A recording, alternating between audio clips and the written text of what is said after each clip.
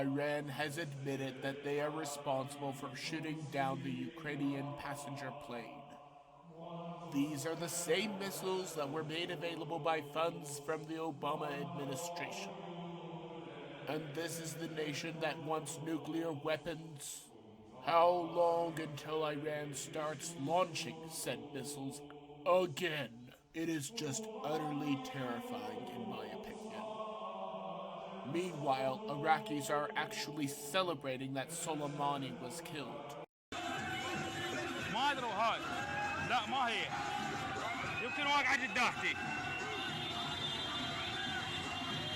يلا شباب تابعونا الحساب حبايبي يا بالبقاء بحياتكم الذيول اشتعلت روح سليماني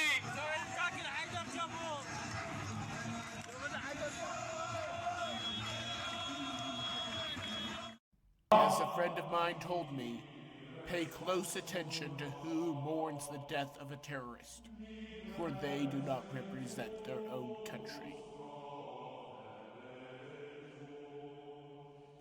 Once the leaders admitted that they were responsible for the attack, protesters stormed Tehran to demand that the supreme leader step down. The crowd began to chant, "They are lying that our enemy is America. Our enemy is right here." As well as, "Death to the dictator." This represents a huge shift in international relations.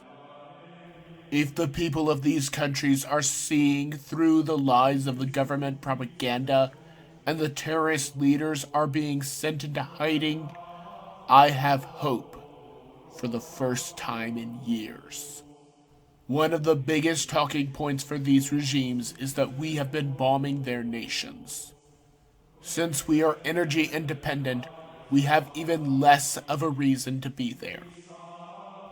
I believe that if the United States pulls out now, we may have one of the best shots at peace in a long time.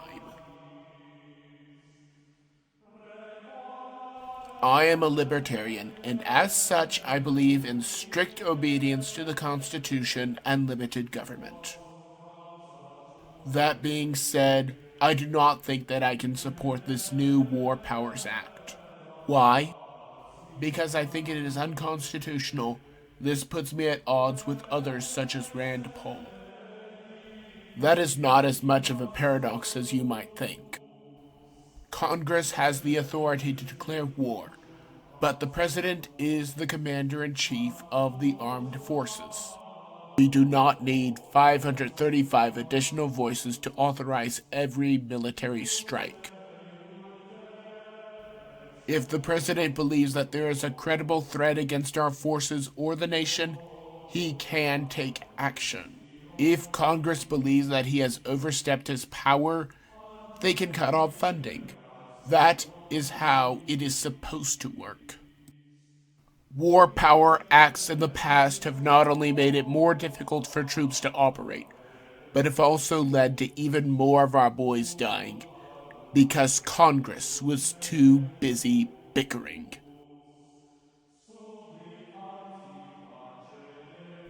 Nancy Pelosi officially sent the charges against President Trump to Mitch McConnell and the rest of the House this week.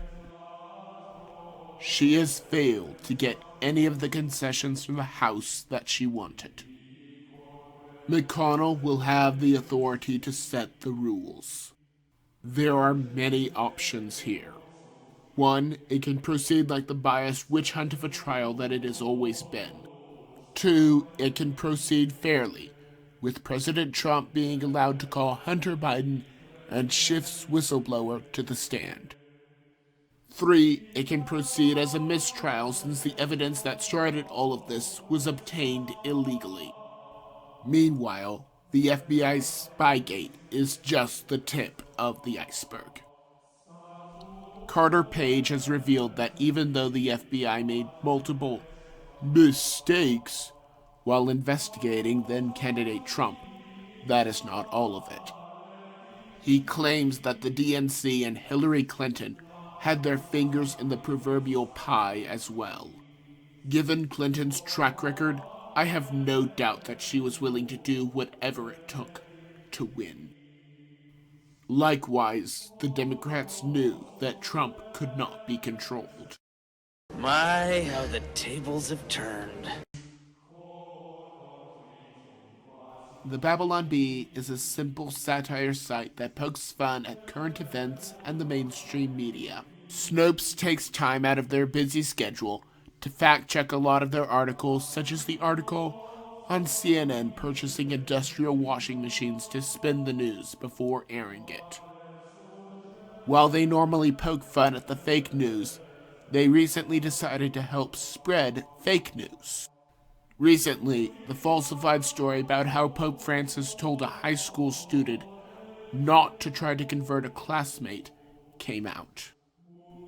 The Babylon Bee decided to run with it and make an honestly humorous joke about it. The problem is that they are satirizing something that never happened. Pope Francis told the student not to convert by force. Meanwhile, in Utah, things are getting bad. The sacrament of confession is so important to Catholics that church doctrine has created the seal of confession. This means that under no circumstances whatsoever can a priest disclose anything that is said in the confessional. This is going to set a dangerous precedent, even if it is overturned. Mark my words. The United Methodist Church has split over authorizing sodomy. The church is splitting because churches in the U.S. are predominantly accepting of this sin and want to authorize it. They are keeping the title United Methodist Church. Whereas international leaders have decided to stand on the Word of God and not endorse sin, they will be a new denomination. This goes all the way back to Martin Luther, when the church started to split like a shattered vase. It is no secret that the devil has been working hard to split the church, so that we are busy fighting each other, rather than standing up to sin and bringing people to Christ. Granted, the title is obvious, but stick with me. The Refugee Resettlement Program on the federal level forces states to let in illegal immigrants from Central America. The Trump administration allowed states to opt out of the program. Abbott wrote a letter to Secretary Pompeo on the matter. The letter stated in part that the state has more than enough to deal with already with the homeless, migrants, and refugees that are already present. Government programs and charities are already stretched to deal with those that are already here. Naturally, this decision has pushback from people who would not even bother housing these migrants if given the choice. At the same time, Governor Abbott is bestowing the Medal of Courage upon Jack Wilson. This is the state's highest civilian honor and was bestowed on a man that risked his life to save countless others in white settlement. We owe this man an immeasurable debt of gratitude. The fake news site Vice has decided to attack President Trump because he has the audacity to defend children that were born alive. Vice decided that there were close to no children born alive and that legislation like this could go against the wishes of the mother. The site does not mention that Arizona, Florida, Indiana, Michigan, Minnesota, Oklahoma, and Texas have reported 160 cases of children that survived abortions. The CDC only reports data that is voluntarily submitted on this subject. Something tells me that abortionists are not going to report it for the same reason that other murderers do not bring the body to the police themselves. President Trump is not one to bow down to traitors or terrorists on any issue. There have been dark forces at work since Eden to stop people from worshiping the one true God. Children and teachers have been barred from praying in public schools and from reading the good book. President Trump is doing something about this. His new policies do not allow teachers to lead prayer groups on school grounds. Rather, this new series of rules mandates that schools cannot have rules on the books that bar someone from praying or reading the Bible during free time. I do not think that the ACLU or the Hollywood liberals will be happy about this. The Pensacola shooting was not just yet another tragedy. The FBI is now considering it a terrorist attack. The iPhone used by the attacker uses end-to-end encryption, and Apple has maintained its stance that user privacy is ideal. The company disclosed all of the information that they could, but like the San Bernardino shooter, the company refuses to create a universal backdoor to its products. Such an opening would make it easier for law enforcement to operate, but it would not only eliminate the need for a warrant, but it would make hackers' lives much easier. This sort of thing happens every day.